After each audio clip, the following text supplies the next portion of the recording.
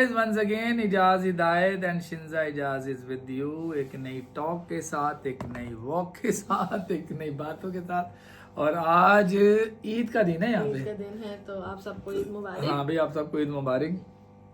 लेकिन इसके बावजूद भी आज हम जो है ना आपके लिए एक वीडियो लेके आए और हम चाह रहे हैं कि आपको जो है ना एजुकेशन से दूर ना किया जाए, रखा जाए, आपको साथ साथ ही रखा जाए। तो लास्ट टाइम हमने कौन सा टॉपिक कवर किया था शिंजा? लास्ट टाइम हमने किया था acid base balance. Acid base balance. तो एसिड बेस बैलेंस को थोड़ा सा हम रिवाइज करो। आज हम क्या करने वाले हैं बाय द वे? डैडी, आज हम आपने अपने लास्ट पॉडकास्ट में पूरी डिटेल बताई थी, मगर आपने मेटाबॉलिक एसिडोसिस को जो है छोड़ दिया था। चलो ठीक है, तो today will going to cover metabolic acidosis. अच्छा, उससे पहले सॉरी, मैं थोड़ा सा कुछ ऐड करना चाहती हूँ कि अगर आप पढ़ रहे हैं ना, ये सिर्फ स्टूडेंट्स के लिए जो लर्निंग फेज में, हाँ बोले तो उसके अंदर ये है कि अगर जैसे आपको याद नहीं रहता, कि समझ नहीं आ रही क्या करें, तो उसके लिए न्यूमोनिक एक चीज होती है। किस चीज की? तो आप जो है एसिड बेस को अगर आपने एबीसीज रीड करनी है और आपको समझ नहीं आ रही, तो आप ये न्यूमोनिक याद कर लें, आपकी जिंदगी आसान हो जाएगी। जिसका मतलब है रोम। रोम मुल्क है, ROME। ठीक है, रोम क्या है? रोम का मतलब है रेस्पिरेटरी। आर से mean respiratory, R means respiratory and O means opposite. मतलब के जो रेस्पिरेटरी के ऑपोजिट लाइक pH अगर हाई है तो आपका PCO2 लो होगा। ठीक हो अगर गया। PCO2 हाई है तो pH आपका लो होगा। तो ये आपका ऐसे वर्क करेगा। अगर आपका PCO2 हाई है तो pH यानी कि ऑटो ऐसे, अगर PCO2 हाई है यानी PCO2 जो है पार्शियल प्रेशर ऑफ CO2। अगर ये हाई है तो आपका pH ऑटोमेटिक लो हो जाएगा। अच्छा pH, अच्छा इसमें एक चीज मैं ऐड कर दूं तो pH बेसिकली आपको समझने के व्हाट इज pH। तो pH एक्चुअली क्या है? Power of hydrogen ion. तो हाइड्रोजन आयन जो बेसिकली जो है ना इसी की सारी गेम है। और ये अगर हाइड्रोजन आयन एसिड, ये एसिडिटी हो जाता है अगर पेशेंट, तो आपका pH भी गिर जाता है। यही बात हो रही है ना। और अगर ये कम हो जाता तो आपका पेशेंट एल्कलोटिक हो जाता है, एल्कलाइन में चला जाता है, pH आपका बढ़ जाता है। तो नॉर्मल रेंज इसको फटाफट करके ताकि आगे की तरफ जाए। सॉरी अभी तो आप M पे आई नहीं है। हाँ ठीक है। R mean respiratory, O means opposite, मतलब के pH के ऑपोजिट जाएगा ये। ठीक है। And M is for metabolic and E is for equal, यानी कि मेटाबॉलिक इक्वल अगर डायरेक्टली प्रोपोर्शनल है। हाँ, ये फॉर एग्जाम्पल वो इनवर्सली प्रोपोर्शन है, ये डायरेक्टली प्रोपोर्शन है। ये मतलब ये कि अगर मेटाबॉलिक अगर बाय का डिक्रीज हो रहा है ना तो pH भी डिक्रीज हो रहा है। और अगर बाय का बढ़ रहा है तो pH भी बढ़ रहा है। तो ये रोम, अगर आपने ब्लड गैसेस कर रहे हैं और अगर आपको उसको सीख रहे हैं तो आप ये पॉइंट को याद रखें कि ROME respiratory opposite, metabolic equal. Done हो गया। और नॉर्मल स्केल पे जो आपका रेंज है वो है 7.35 to 7.45। इसमें मैं एक और भी चीज ऐड कर दूं। इसमें जैसे नॉर्मली जो partial pressure of carbon dioxide का है ना, तो बंदा कंफ्यूज किया कैसे नोट कर। तो जैसे आप 7.35 to 7.45, इसी तरह जो 7 को हटा दें तो 35 to 45, और उधर से 7 हटा दो यानी 35 to 45 PCO2 आपका हो गया। जब अगर आपने कुछ ऐड किया तो हमने कहा भी कुछ बीच में ऐसा कोई ड्रामा लगाई दें। तो अगर रोम को याद रखेंगे तो साथ ये भी याद रखेंगे पीएच का 7 हटा दें तो दोनों तरफ से तो आपका ये नॉर्मल रेंज ऑफ आपका PCO2। तो आपकी जो पीएच की जो मीन है वो 7.4 है और उसका मीन जो है PCO2 का मीन 40 है।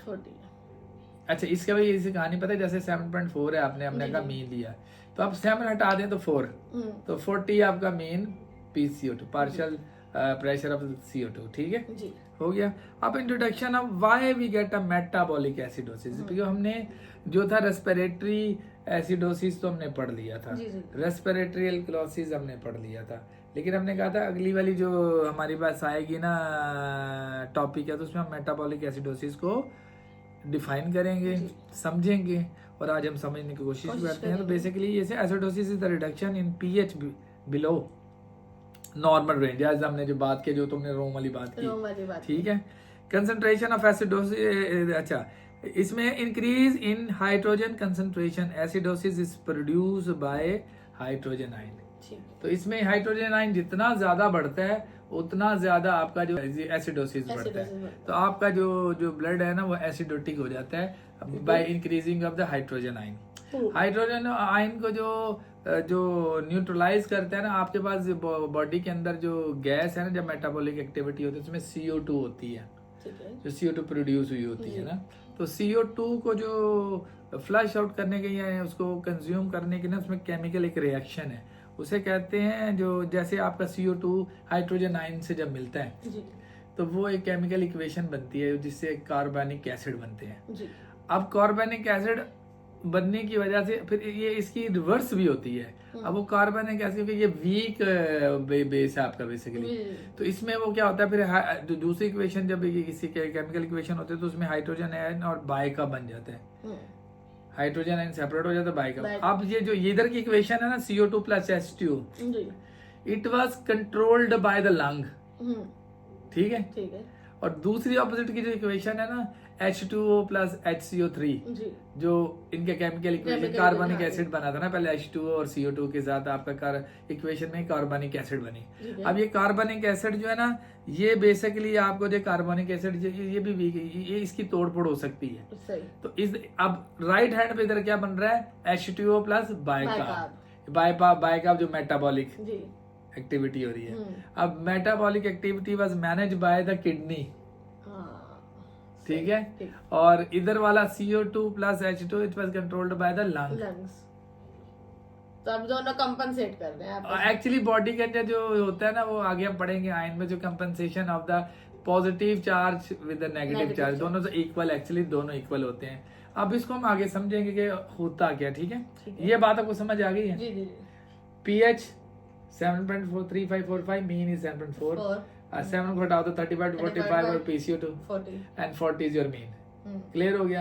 हाइड्रोजन आयन क्या बढ़ना एसिडोसिस बढ़ाता है, और ये एसिडिक होता है आपका ब्लड, तो एसिडिक ब्लड होगा तो इसका मतलब है एसिडिक हाइड्रोजन आयन की कंसंट्रेशन बढ़ गई है, जिसकी वजह से पेशेंट एसिडोसिस होता है। अब जब मैंने केमिकल इक्वेशन पे ध्यान दिया तो अब it was manage by compensate by इधर लंग और बाय द किडनी, ऐसे ही। आज ही आगे चलते हैं। अच्छा जी, मेटाबॉलिक एसिडोसिस होने की वजूहात क्या क्या हो सकती है? इसको मैं थोड़ा सा पढ़ देता हूँ। Metabolic acidosis occur when there is a primary decrease in the bicarb in the blood and too much acid in the blood that lower the blood pH below the normal range of 7.35।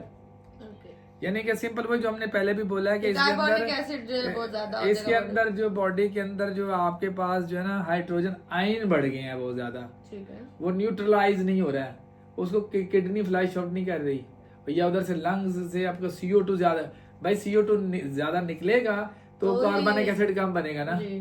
अब इधर कार्बनिक acid CO2 काम ही नहीं कर रहा, ventilation proper जैसे आप bike आप परफ्यूजन है तो आप वेंटिलेटर से स्वीप गैस से CO2 बढ़ाएंगे ना, तो अगर हम बढ़ा ही नहीं रहे तो फायदा ही नहीं, फायदे को नहीं होगा।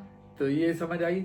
अब हमें देखना ये है कि मेटाबॉलिक एसिड है नंबर 1, तो ये it's can occur because of 3 है। पहली increase acid production in the body, जो हमने बोला कि उसके एसिड बढ़ जाता है बॉडी, हाइड्रोजन आयन जो है ना न्यूट्रलाइज नहीं हो पा रहा, या बॉडी जो है ना बाइकार्ब को न्यूट्रलाइज नहीं कर रही मेटाबॉलिक के लिए नहीं, और तो वो क्या हो रहा है कि वो उससे बाइकार्ब कम हो रहा है बॉडी से, एक्सक्रीट आउट हो रहा है, और उसकी किडनी एक्सक्रीट कर रहा है बाइकार्ब आउट, और H2O जो है ना वो फ्लश आउट नहीं हो रहा बॉडी से, किडनी अपने किडनी फेलियर्स में, सिंपल वर्ड्स में किडनी की। आगे बढ़ेंगे वजूहात क्या क्या तो देखते हैं। दूसरा था कभी कभी आपको ऐसा एसिडिस ले लीजिए, हमारे मतलब की बात नहीं है एज ए प्रोफेशनल, लेकिन फिर भी हमें सीखने की जरूरत है। इंजेक्शन ऑफ द एसिड्स, और कभी excessive loss of the bicarbonate, जो मैंने पहले बोला क्या आपकी बॉडी जो है ना, आपकी बॉडी जो बाइकार्ब को रिलीज कर रही है बॉडी से ज्यादा निकल रहा है, ये भी एक वजह है मेटाबॉलिक एसिडोसिस। वही आपने जो बताया था रोम के अंदर कि वो ROME इक्वल है, अगर वो कम हो रहा है तो इधर से वो भी pH भी कम हो रहा है और बाइका भी कम हो रहा है। अच्छा, बाकी reduce ability of the kidney to excrete acids, यानी कि जो किडनी है वो हाइड्रोजन आयन निकाल ही नहीं पा रही, ठीक है, एक ये वजह है। दूसरी वजह ये है कि bicarb excessive loss of bicarb आपकी बॉडी रिलीज कर रहे हैं बॉडी, और तीसरी वजह है कि आपने कोई ऐसा एसिड ले लिया है बॉडी के अंदर, एक्सेसिव इंजेक्शन हो गया, और चौथी वजह कि इंक्रीज इन द आपकी बॉडी के अंदर हाइड्रोजन आयन की ज्यादती। तो ये 4 वजूहात हैं मेटाबॉलिक एसिडोसिस की, ठीक है। अच्छा, अब इसमें 2 टाइप के मेटाबॉलिक एसिडोसिस, एक एक्यूट होता है और एक होता है आपका क्रॉनिक मेटाबॉलिक। अब हमें जो देखने की जरूरत ये है कि ऐसा क्या वजूहात है कि मेटाबॉलिक एसिडोसिस, तो अब इस मेटाबॉलिक एसिडोसिस की वजूहात देखने के लिए हमें अनाइन गैप्स को पढ़ने की जरूरत है। ठीक है, गैप ऑफ अनाइन हमने सबसे पहले किया कि हमें पता चाहिए, जो बात कर रहे थे तो हम बात कर रहे थे कि हमारा तो क्रॉनिक होता है, तो हमें तो इसमें दो मेटाबॉलिक एक्यूट होता है, क्रॉनिक्स होता है, इसको हम टच नहीं करेंगे। अब हमें जो देखने की जरूरत ये है कि ऐसा क्या वजूहात है कि मेटाबॉलिक एसिडोसिस, तो अब इस मेटाबॉलिक एसिडोसिस की वजूहात देखने के लिए हमें अनाइन गैप्स को पढ़ने की जरूरत है। ठीक है, गैप ऑफ अनाइन हमने सबसे पहले किया कि हमें पता चाहिए जो बॉडी के अंदर जो आयंस हैं, पॉजिटिव चार्ज और नेगेटिव चार्ज है, इसका हमें पता होना चाहिए। तो बॉडी के अंदर आपके जो ब्लड सीरम के अंदर ना पॉजिटिव आयंस भी होते हैं और नेगेटिव आयंस भी होते हैं। तो पॉजिटिव चार्ज आयंस में आपके पास क्या क्या आ सकता है, जरा बताएं, आपको कुछ आइडिया है पॉजिटिव चार्ज में क्या? पॉजिटिव में आपके पास आ जाएगा sodium. Very good, sodium, potassium unmeasurable है। तो जो पॉजिटिव चार्ज में जो मेजरेबल आपके पास, एल्बुमिन अनमेजरेबल है, पोटेशियम अनमेजरेबल है, सोडियम आपके पास मेजरेबल है। ठीक है, पॉजिटिव चार्ज। और दूसरी तरफ जो और अच्छा, और इस इन जो पॉजिटिव जो आए ना मेजरेबल पॉजिटिव आयंस हैं, इनको हम कहते हैं केटाइंस। ठीक है, केटाइंस हो गए। अगर दो डब्बे बनाए ना तो एक डब्बे में केटाइंस हो गए। ये जो इसमें मेजरेबल और अनमेजरेबल, तो मेजरेबल का मतलब जो हमें पता है, जो हम मेजर कर सकते हैं, अनमेजरेबल को हम मेजर ही नहीं कर सकते। ठीक है, वो जो मैंने एग्जांपल दी थी आम वाली दी थी, डब्बे के अंदर 10 आम है, 10 में से 4 गायब हो गए, तो हमें उसका आइडिया नहीं किसने दिया। ठीक है, तो मेजर का हमें पता ये 6 मौजूद है। तो इसलिए हमारे पास जो सोडियम जो है ना पॉजिटिव आयन, जो इन्हें केटाइन की जो फहरिस्त में आ रहा है, ये मेजरेबल है। ठीक है, और दूसरी तरफ हमारे पास है नेगेटिव आयन। तो नेगेटिव चार्जेस आयन जो है उसमें उनको हम कहेंगे एनाइंस। तो इसमें जो मेजरेबल है वो क्लोराइड है और दूसरे नंबर पर है बाइकार्ब है।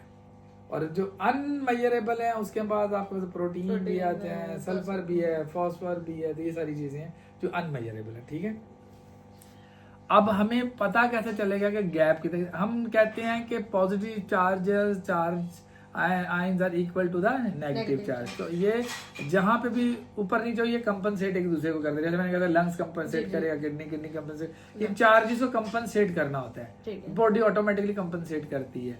तो जो हमारे पास इसमें गैप आ रहा है, और ज्यादा जो गैप है वो अनाइंस में। ठीक है, और अनाइंस को गैप को देखने का तरीका क्या होता है, जैसे हमारे पास सोडियम की जो वैल्यू है वो 135 to 145 milliequivalent per litre होता है। ये पॉजिटिव है ना। तो इसके और नेगेटिव में हमारे पास जो हमने 2 बोला था मेजरेबल, उसमें सबसे पहले क्लोराइड जो 95 से 110 मिली इक्विवेलेंट पर लीटर नॉर्मल है, इसकी रेंज है। और बाइकार्ब की तुमने मुझे बताया था 22 to 26 milliequivalent per litre इसका नॉर्मल रेंज है। तो हम पॉजिटिव को टाइम माइनस नेगेटिव को हम करते हैं, लेकिन नेगेटिव को पहले जमा कर लेते हैं। जो दो नेगेटिव है बाइकार्ब और क्लोराइड, इनको हम जमा करते हैं और इनको माइनस करते हैं हम पॉजिटिव आयंस। तो सोडियम से हमने ये 2 को जो माइनस किया, तो हमारे पास जो normal range of the gap of anion है वो that is around 4 to 12 milliequivalent per litre. ठीक है, इससे अगर ऊपर हो रहा है, इससे अगर 12 से अगर ऊपर जा रहा है, तो इसका मतलब है कि अंदर जो हमारे पास अनमेजरेबल एसिड्स है ना, उनमें कोई गड़बड़ हो रही है। ठीक है, तो फिर हम ट्रीट करेंगे वहां मसला है। और अगर हमारे पास इसे कहते हैं